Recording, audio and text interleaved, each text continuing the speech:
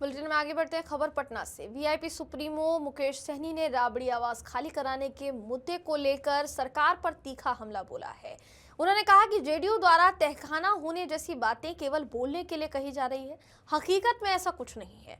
उन्होंने आरोप लगाया कि मौजूदा सरकार के पास न तो कोई विजन है और न ही जनता के हित में काम करने की इच्छा शक्ति, बल्कि वो गरीबों और विपक्षी नेताओं को परेशान करने में लगे हुए हैं। सैनी ने आगे ये भी कहा कि ठंड के मौसम में गरीबों के घरों पर बुलडोजर चलाया जा रहा है, जबकि अगर कोई अवैध रूप से रह रहा है तो सरकार को पहले उसके लिए वैकल्पिक आवास की व्यवस्था करनी चाहिए। सारे लोग कुछ कर रहे हैं, आपको लगता है कि ऐसा हो सकता है?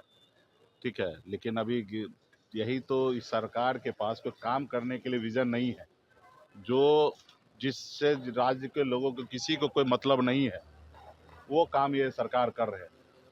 लोगों को घर से बेघर करना, चाहे वो नेता हो या आम जनता हो, गरीब हो। आपने देखा कि इस तरीके से ठंड के समय में किस तरीके से गांव गरीब लोगों को बुलडोजर चलाया जा रहा है। अगर अनलीगल तरीके से अगर रह रहा है तो वो भी समय रहते हुए समय देकर उनको उस चीज़ करना चाहिए। सरकार उनको पहले आशियाना बना के देना चाहिए, बसाना चाहिए, उसके बाद तोड़ना चाहिए। उसके बाद आप जब मानिए कि 2 दशक से राबड़ी जी इस आवास में रह रहे हैं और आप देख रहे हैं कि किस तरीके से उनको परेशान किया जा रहा है।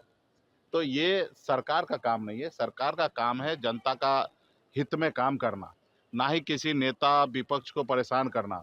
ये विपक्ष भी जो है जनता का एक पार्ट है। विपक्ष जो है, सरकार जब अंधा हो जाता है, बहरा हो जाता है, तो उसको रास्ता दिखाने का काम या सुनाने का काम ये विपक्ष का ही है।